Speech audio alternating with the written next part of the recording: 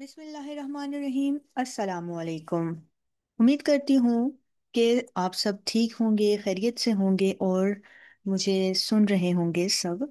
आज की वीडियो का आगाज करेंगे हम लोग एक अच्छी बात से। A teacher is a lamp that lights the path for other. उस्ताद दरअसल वो चिराग है जो दूसरों के लिए रास्ता रोशन करता है। And education is a wealth that never decreases. तालीम एक ऐसी दौलत है जो कभी कम नहीं होती। सो क्लास टेंथ, आज हम लोग स्टार्ट कर रहे हैं unit number 17, that is biotechnology. नाम से तो आपने देखा होगा कि हमें ये लग रहा है कि what is biotechnology and it consist of two words. So what is biotechnology? सबसे पहले हम लोग देखते हैं कि बायो और टेक्नोलॉजी का क्या लिंक है और इसमें हम लोग क्या स्टडी करेंगे। बायो, आपको पता है कि bio is the study of life, that is the study of living organism, और इसमें हम लोग लिविंग ऑर्गेनिज्म को स्टडी करते हैं। And technology is the use of techniques और the tool for living organisms. ठीक है। अब biotechnology is the use of living organisms, cells और enzymes to make useful products for the humans. अब biotechnology में हम क्या करते हैं, बेसिकली लिविंग ऑर्गेनिजम्स को यूज कर रहे हैं for the welfare of human beings. हम कुछ ऐसी प्रोडक्ट्स बना रहे हैं ह्यूमंस के लिए जो कि बेनिफिशियल हैं, जो कि उनके लिए फ़ायदेमंद साबित होती हैं, और उसके लिए हम लोग लिविंग ऑर्गेनिजम्स को यूज़ कर रहे हैं। कौन से लिविंग ऑर्गेनिजम्स को यूज़ कर रहे हैं? आपको पता है कि what are living organisms that have ability to grow and reproduce. और लिविंग ऑर्गेनिजम्स में हमारे पास बैक्टीरियाज भी हैं, प्लांट्स भी हैं, माइक्रो ऑर्गेनिजम्स आ जाते हैं, ठीक है, एनिमल्स हैं। अब बायोटेक्नोलॉजी में हम लोग क्या बना रहे हैं जी? हम इंसुलिन बना रहे हैं। इंसुलिन क्या है? Insulin is an enzyme. ठीक है, इंसुलिन एक हार्मोन है। उसको हम लोग बना रहे हैं किसके ज़रिए? By using bacteria. इसी तरह हम लोग पेस्ट रेजिस्टेंस क्रॉप्स को बना रहे हैं by using the technology, biotechnology के ज़रिए। इसी तरह ऑयल स्पिल्स को क्लीन करने के लिए हम माइक्रो ऑर्गेनिजम्स को यूज़ कर रहे हैं with the help of biotechnology. So अब बायोटेक्नोलॉजी क्या है? It combines biology and technology to solve the real world problems in medicines, agriculture and industry. अब इसमें हम लोग क्या कर रहे हैं? बायोटेक्नोलॉजी में हम लोग एक लिविंग सेल ले रहे हैं, ठीक है। उसमें हम लोग जीन्स मॉडिफिकेशंस कर रहे हैं, ठीक है। जीन्स लेंगे और उससे हम लोग यूजफुल प्रोडक्ट्स बना रहे हैं जो कि यूजफुल हैं किसके लिए? ह्यूमन बींग्स के लिए। सो बायोटेक्नोलॉजी में हम क्या चीज़ यूज़ कर रहे हैं कि जी लिविंग ऑर्गेनिजम्स के सेल्स को यूज़ कर रहे हैं for making different products that are useful for the human beings. थोड़ा सा हम लोग जाते हैं जी हिस्टोरिकल बैकग्राउंड की तरफ। ये जो फर्स्ट बायोटेक्नोलॉजी की जो टर्म है, सबसे पहले ये यूज़ की थी कार्ल इरिकी ने इन 1919 में, ठीक है। और अब अगर देखा जाए तो ये जो बायोटेक्नोलॉजी है, हम इसमें कर रहे क्या है? हम लोग बेसिकली मिक्स एंड मैच कर रहे हैं, किसका? जीन्स का कर रहे हैं, ठीक है। अब आप लोगों को पता है कि जो भी सेल है, सेल के अंदर हमारा जो जेनेटिक मटेरियल है वो क्या है? डीएनए मौजूद है। और डीएनए का आप लोगों को पता होना चाहिए कि डीएनए को सबसे पहले किसने डिस्कवर किया था? 1953 में वाटसन एंड क्रिक ने। आपने यूनिट जेनेटिक्स में देखा है, हम लोगों ने जीन को स्टडी किया था, डीएनए को स्टडी किया। डीएनए कहाँ पर मौजूद होता है? ये सेल के अंदर, न्यूक्लियस के अंदर, ये सेल के न्यूक्लियस के अंदर मौजूद होता है, ठीक है। और जो सबसे पहले फर्स्ट रिकम्बिनेंट डीएनए जो क्रिएट हुआ था वो कब हुआ था? 1973 में हुआ था। हम लोग बायोटेक्नोलॉजी में डिफरेंट टेक्निक्स पढ़ेंगे जिसमें रिकम्बिनेंट डीएनए टेक्नोलॉजी को पढ़ेंगे, जेनेटिक इंजीनियरिंग आ जाती है, जेनेटिकली मॉडिफाइड ऑर्गेनिज्म जो कि बना रहे हैं हम लोग क्लोनिंग के जरिए, ठीक है। इनको स्टडी करेंगे। यहाँ पर आप लोगों को थोड़ा सा हिस्टोरिकल बैकग्राउंड बताया गया है कि जी सबसे पहले जो टर्म यूज़ हुई है बायोटेक्नोलॉजी की, वो किसने की है? कार्ल इरिकी ने की है 1953 में। सबसे पहले वाटसन और क्रिक ने डीएनए का मॉडल जो है वो डिस्कवर किया था। और जो फर्स्ट रिकम्बिनेंट डीएनए जो क्रिएट हुआ था वो 1973 में बनाया गया था। और 1983 में फर्स्ट जेनेटिकली मॉडिफाइड और जो प्लांट्स है वो डिवेलप किया गया था। अब इसी के ज़रिए ही हम लोगों ने डिफरेंट क्या कह रहे हैं, टेक्नोलॉजीज़ को यूज़ करके हम लोग डिफरेंट प्रोडक्ट्स बना रहे हैं जो कि यूज़फुल हैं for the human beings, which are very important. अब इसमें थोड़ा सा हम लोग आपको बताऊंगी जी ब्रांचेस ऑफ बायोलॉजी के बारे में। कितनी ब्रांचेस हैं बायोलॉजी बायोटेक्नोलॉजी की, सॉरी बायोटेक्नोलॉजी की। जो मेजर ब्रांचेस आ जाती हैं वो यहाँ पर आप देख रहे हैं कि कलर्स जो हैं तो कलर से रिप्रेजेंट किया गया है मेजर जो फील्ड हैं बायोटेक्नोलॉजी की। उसमें आपको नजर आ रहा है जी, रेड है, ग्रीन है, वाइट है और ब्लू है। ठीक है। रेड, रेड जो है तो वो branch that is related to the field of medical, जिसमें हम क्या बना रहे हैं जी, वैक्सीन्स बनाई जा रही हैं, इंसुलिन को बनाया गया, जीन थेरेपी वगैरह कर रहे हैं। ठीक है। हम रिप्लेस कर, जीन थेरेपी में क्या किया जाता है, हम जो डिफेक्टिव जीन होते हैं उसको रिप्लेस किया जाता है। ठीक है। इसी तरह जो ग्रीन आ जाती है ब्रांच बायोटेक्नोलॉजी की, that is related to agriculture. Agriculture में बहुत से प्रोडक्ट्स बनाए गए हैं जिसमें बीटी कॉटन राइस के बारे में, गोल्डन राइस के बारे में हम लोगों ने पढ़ेंगे। इसमें डिफरेंट एग्जांपल आ जाती हैं। वाइट बायोटेक्नोलॉजी यूज़ करते हैं किसमें, इंडस्ट्री में। और इसमें एग्जांपल आप देख सकते हैं बायोफ्यूल्स, एंजाइम्स वगैरह जो भी बनाए गए हैं by using the tools and techniques of biotechnology. And blue जो ब्रांच आ जाती है बायोलॉजी बायोटेक्नोलॉजी की, जो ब्लू फील्ड है that is related to the marine, that is the marine bacteria for medicines. So these are different branches of the biology. Next हम लोग बात करते हैं what are the techniques used in biotechnology. हम biotechnology में कौन सी techniques को use करते हैं। इसमें देखें जी, सबसे पहले आप लोगों को बता रहे हैं किसके बारे में, जेनेटिक इंजीनियरिंग के बारे में। ठीक है। जेनेटिक इंजीनियरिंग क्या है कि जी, altering the genes for a desired traits. ठीक है। हम जो हमें ट्रेड्स जो चाहिए होते हैं, ठीक है, हम वो लाना चाह रहे हैं तो उसके लिए हम क्या करेंगे, जीन्स के अंदर चेंजेस लेकर आएंगे। ठीक है। इसी तरह रिकम्बिनेंट डीएनए टेक्नोलॉजी एक टेक्निक है जिसमें हम जो जीन ऑफ इंटरेस्ट है, जो जीन हम चाह रहे हैं, जो हम बनाना चाहते हैं, वो एक ऑर्गेनिज्म से दूसरे ऑर्गेनिज्म में इंसर्ट किया जाता है और उसकी कॉपीज बनाई जाती हैं और वो जीन्स ऑफ इंटरेस्ट हमें मिल जाता है। इसको हम लोग डिटेल में स्टडी करेंगे।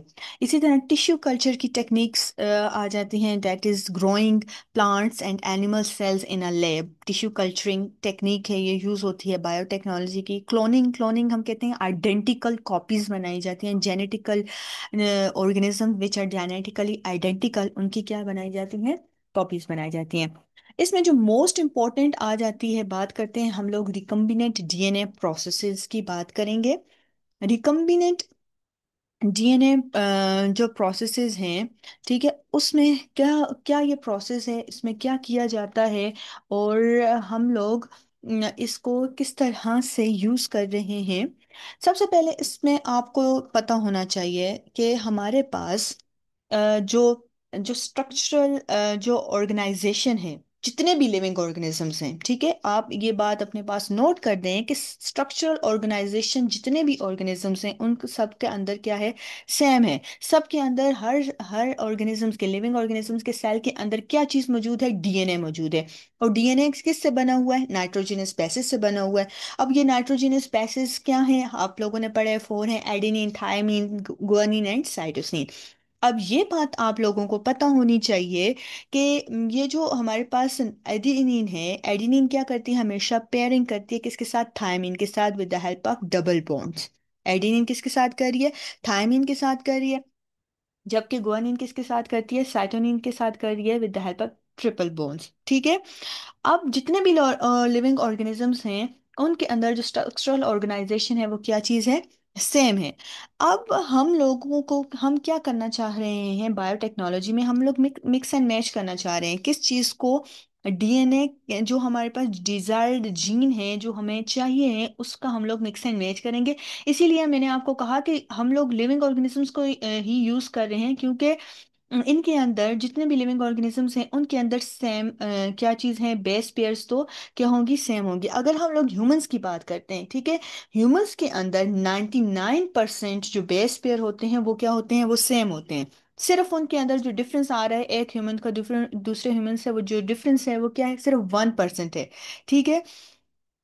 और अगर देखा जाए तो हमारे पास जो एक डीएनए है उसके अंदर 3 बिलियन बेस पेयर मौजूद होते हैं। ठीक है। अब हम लोग क्या कर रहे हैं कि अब हम लोग जेनेटिक इंजीनियरिंग के जरिए, that is we are actually playing with the genes. और हम लोग क्या कर रहे हैं, हमें अपना जो डिजायर्ड जीन चाहिए वो हम लोग बनाना चाह रहे हैं। उसके लिए हम लोग क्या कर रहे हैं, जेनेटिक रिकम्बिनेशन का प्रोसेस कर रहे हैं। लेकिन सबसे पहले आप लोगों को इसमें बात याद रखनी चाहिए कि हमें एक स्टीराइल इन्वायरमेंट का होना वो बहुत ज़्यादा ज़रूरी है। क्यों? क्योंकि अगर हमारे पास एक ऐसा इन्वायरमेंट जहाँ पर जो कि साफ सुथरा हो, और जहाँ पर हम लोग जो बैक्टीरिया हम लोग जो चाहते हैं, जिसको ग्रो करवाना चाहते हैं, हम लोग सिर्फ उसी को ही ग्रो करवाएंगे और किसी को भी ग्रो करवाएंगे नहीं। अब हम लोग क्या करना चाह रहे हैं, हम लोग जी जेनेटिक रिकम्बिनेशन करवा रहे हैं। सबसे पहले हमें क्या चाहिए इसमें, हमें चाहिए डोनर सेल। डोनर सेल जो दे रहा है, जिससे हम लोग ले रहे हैं क्या चीज़, जीन ऑफ इंटरेस्ट ले रहे हैं। ठीक है, जीन ऑफ इंटरेस्ट जो हमें जीन चाहिए, रिक्वायर्ड है। फॉर एग्जांपल हम इंसुलिन बनाना चाहते हैं, तो डोनर सेल से हम लोग वो जीन लेंगे जो कि क्या बनाता है, इंसुलिन बनाने में मदद दे रहे हैं। और इसको अब हम डोनर सेल से निकाल रहे हैं, किसके जरिए, हम किसी कोई सीजर यूज करते हैं। और अगर हम लोग जेनेटिक्स में या बायोलॉजी में बात करते हैं, तो हम लोग यहाँ पर मॉलिक्यूलर सीजर्स यूज कर रहे हैं। वो सीजर्स क्या हैं, कुछ इंजाइम है। हम इंजाइम से कट करेंगे। वो इंजाइम क्या है, that is the restriction enzyme, restriction endonucleases enzyme. ठीक है, आपने ये नाम याद रखना है। ये वो इंजाइम कौन सा है, that is the restriction endonucleases enzyme. उसको हम लोग उससे क्या करेंगे, हम लोग कट कर रहे हैं डीएनए से। वो जीन ऑफ इंटरेस्ट जो हमें चाहिए, उसको हम लोगों ने कट किया। अब हम यहाँ डोनर सेल से लेके उसको हम लोग डाल रहे हैं, उसको अटैच कर रहे हैं किसके साथ, प्लाज्मिड वेक्टर के साथ। अब यहाँ पर आप लोगों को याद रखनी है कि अब हम प्लाज्मिड को यूज क्यों कर रहे हैं। ठीक है, अब प्लाज्मिड हमारे पास क्या होता है, ये एक एक्स्ट्रा सर्कुलर डीएनए है जो कि बैक्टीरिया के अंदर मौजूद होता है। अब प्लाज्मिड को हम एज अ वेक्टर यूज करें। वेक्टर क्या होता है, एज अ व्हीकल ले जाने के लिए। डोनर सेल रेसिपिएंट सेल के डोनर सेल से हम लोग उसको, वो जो जीन ऑफ इंटरेस्ट है ना, उसको हम लोगों ने किसी बैक्टीरिया सेल के अंदर जाना है जहां पर उसकी कॉपी बने। लेकिन वो ले जाने के लिए हमें किस चीज की जरूरत है, वेक्टर की जरूरत है। तो वेक्टर एक क्या है, हम प्लाज्मिड को यूज करते हैं। तो प्लाज्मिड क्या होता है, ये एक्स्ट्रा सर्कुलर डीएनए होता है जो कि किसके अंदर मौजूद होता है, बैक्टीरियल सेल के अंदर मौजूद होता है। अब वो हम लोगों ने प्लाज्मिड को निकाला, और प्लाज्मिड के साथ हम लोगों ने ये जो जीन ऑफ इंटरेस्ट है, ठीक है, उसके उसके साथ क्या कर दिया, अटैच कर दिया। अब वो जो प्लाज्मिड और वो जो जीन ऑफ इंटरेस्ट है, अब ये मिलके ये क्या बना रहे हैं, एक रिकम्बिनेंट डीएनए बना रहे हैं। ये क्या बना है, एक रिकम्बिनेंट डीएनए बना रहे हैं। अब वो जो प्लाज्मिड है जिसके साथ हमने जीन ऑफ इंटरेस्ट को क्या किया था, अटैच किया था, अब हम उसको डालेंगे किसके अंदर, एक बैक्टीरिया सेल के अंदर। और बैक्टीरिया सेल के अंदर अब ये जो प्लाज्मिड है, इसकी क्या खसूसियात है, इसकी खसूसियात ये है कि इसके अंदर ये एबिलिटी है कि ये खुद से डिवाइड कर सकता है। और ये नेचुरली बैक्टीरिया के अंदर मौजूद होता है। इसको हम लोग क्या कर सकते हैं, इजीली अलग से निकाल कर सकते हैं। अब इसमें भी हम लोग यूज़ कर रहे हैं क्या जी, टेक्निक यूज़ करते हैं, जेल इलेक्ट्रोफोरेसिस यूज़ कर सकते हैं। और इसको दोबारा से हम लोग बैक्टीरिया के अंदर डालेंगे। ठीक है, क्यों डाल रहे हैं, क्योंकि बैक्टीरिया जैसे जैसे डिवाइड करेगा, तो वो जो प्लाज्मिड है जो उसके अंदर मौजूद है, जो हमने डाला, तो वो भी क्या करेगा, उसके साथ ही डिवाइड करेगा। और इसी तरह हमें वो जो रिक्वायर्ड जो जीन, जाहिर सी बात है, वो जब वो रिकम्बिनेंट डीएनए डिवाइड करे, तो उसके साथ वो जीन भी उसकी क्या बनती जा रही हैं, कॉपीज बनती जा रही हैं। तो हम लोग वहां से वो जीन ऑब्टेन कर सकते हैं इजीली।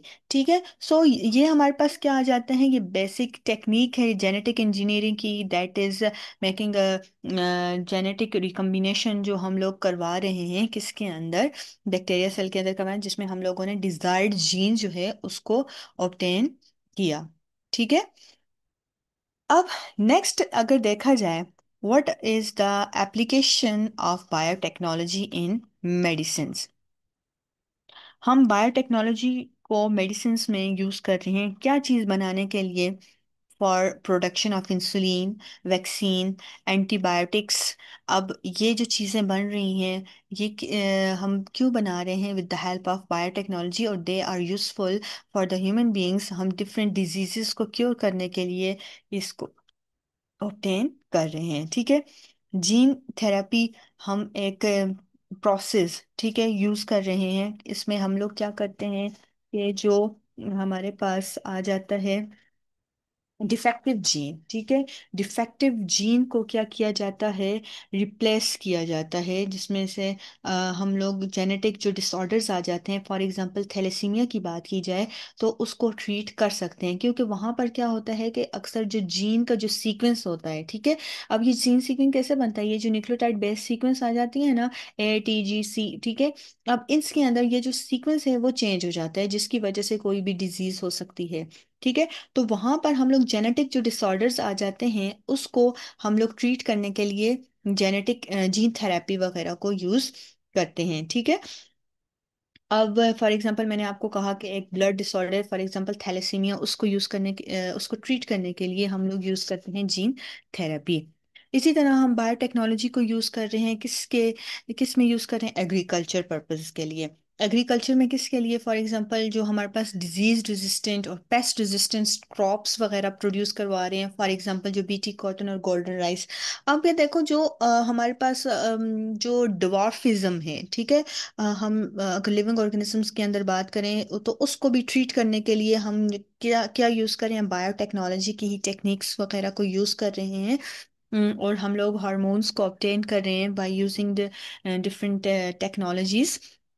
इसी तरह अगर इंडस्ट्री लेवल पर देखा जाए तो हम बायोफ्यूल्स और बायोडिग्रेडेबल प्लास्टिक्स और एंजाइम्स वगैरह को प्रोड्यूस करवाने के लिए हम किसको यूज कर रहे हैं, बायोटेक्नोलॉजी को यूज करते हैं। ठीक है, नेक्स्ट अगर देखा जाए, next we will study about benefits of biotechnology. Biotechnology क्या हमारे लिए या हमारी इन्वायरमेंट के लिए, जितने भी लिविंग ऑर्गेनिजम्स के लिए, उस उसमें ये हाउ इट इज बेनिफिट्स, इससे क्या बेनिफिट्स हैं।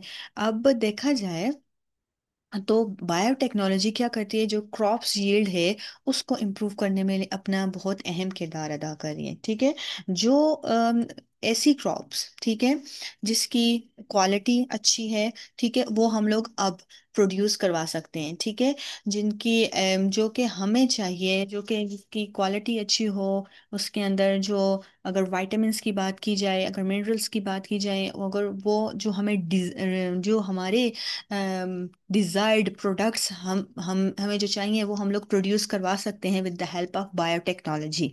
ठीक है, इसी तरह हम बहुत सी बीमारियों को ठीक करने के लिए, ठीक है, हम यूज़ करते हैं बायोटेक्नोलॉजीज को। पोल्यूशन को, आलूदगी को ख़त्म करने के लिए भी बायोटेक्नोलॉजी की टेक्निक को यूज़ कर सकते हैं। इसी तरह बहुत सारे रिन्यूएबल प्रोडक्ट्स को बनाने के लिए हम बायोटेक्नोलॉजी को यूज़ कर सकते हैं। So it is very helpful. Biotechnology और किस में हम अहम किरदार अदा करेंगे कि जी हमारे पास जो फूड प्रोडक्शन है, ठीक है, फूड प्रोडक्शन को इंक्रीज करने के लिए and reduce the chemical usage and develop environment friendly solutions. तो इसके लिए ये बहुत ज़्यादा इम्पोर्टेंट है। इसके अलावा अगर आप लोग देखो तो हम इस आजकल के दौर में, ठीक है, हमने बहुत सी ऐसी प्रोडक्ट्स बनाई हैं, ठीक है, जो कि हम लोग यूज़ कर रहे हैं अपनी डेली लाइफ में। हाउ इज़ दैट पॉसिबल, दस just because of the use of biotechnology. ठीक है, और इसी के ही ज़रिए ये पॉसिबल हुआ है कि हम लोग बहुत सी ऐसी बीमारियां जो कि पहले, जिनका इलाज बिल्कुल मुमकिन नहीं था, लेकिन अब वो मुमकिन है, वो किसके जरिए हुआ है, that is because of biotechnology. ठीक है, जैसे कि हमारे पास डिफरेंट जो डिजीजेस आ जाती हैं, अगर हम लोग देखें, हम अगर बात की जाए कोक्सीडायोसिस, आपने ये कोक्सीडायोसिस एक वैक्सीन हम लोगों ने बनाई है, ये एक डिजीज है कोक्सीडायोसिस, उसके लिए वैक्सीन बनाई गई just because of the use of biotechnology. अब ये कोक्सीडायोसिस क्या है, this is a parasitic disease of the intestinal tract of animals.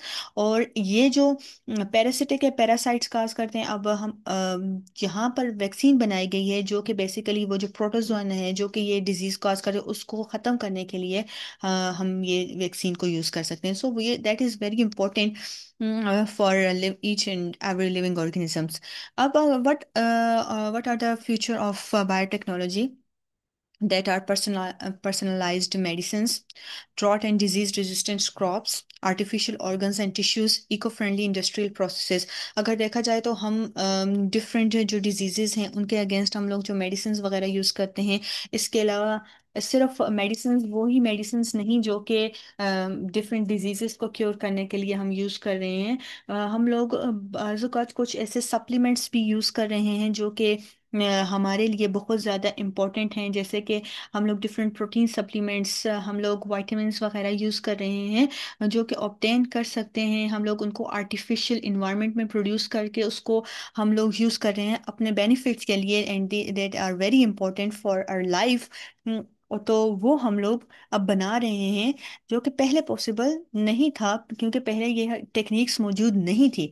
तो वो, और हम लोग मज़ीद अच्छी और अच्छी और ये मेडिसिन वगैरह प्रोड्यूस करवा सकते हैं, और ऐसी बीमारियां जो कि पहले क्योरेबल नहीं थी, और अब उनका इलाज जो है तो वो पॉसिबल है, जस्ट बिकॉज ऑफ बायोटेक्नोलॉजी, और मज़ीद उसमें बेहतरी आ सकती है। इसी तरह हम लोग डिजीज़ रेजिस्टेंस क्रॉप्स को प्रोड्यूस कर सकते हैं। ठीक है। और अगर देखा जाए तो जो साइंटिस्ट हैं दे आर स्टिल वर्किंग, और वो मुख्तलिफ टेक्नोलॉजीज़ को डिवेलप कर सकते हैं ताकि वो जो भी फूड, हेल्थ और इन्वायरमेंटल जो प्रॉब्लम्स आ रहे हैं उनको मज़ीद वो अच्छे से सॉल्व कर सकें। ठीक है। तो अगर देखा जाए तो बायोटेक्नोलॉजी का जो अगर फ्यूचर देखें हम, तो वो हम क्या कह रहे हैं, दैट इज ब्राइट। ठीक है। तो नेक्स्ट जो हमारे पास जो वीडियो होगी उसमें हम लोग डिस्कस करेंगे किसको, फर्मेंटर्स को डिस्कस करेंगे। फर्मेंटर्स की बात करेंगे कि फर्मेंटर्स क्या है, फर्मेंटेशंस जो है, जो in modern biotechnology what is fermentation.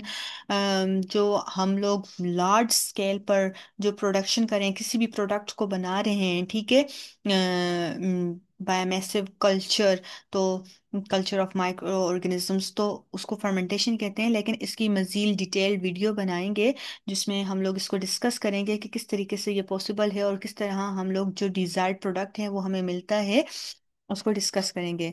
अगर इसमें आपको कोई चीज़ की समझ नहीं आए, you can ask questions, and और अगर मज़ीद आप लोग चाहते हैं कि इस वीडियोस के अंदर अगर चेंजेस लेकर आनी है तो वो भी आप बता सकते हैं। तो काइंडली आप बाकी वीडियो को लाइक करें, और दुआओं में याद करें, मुझे रखें। Thank you so much for watching. अल्लाह हाफिज़।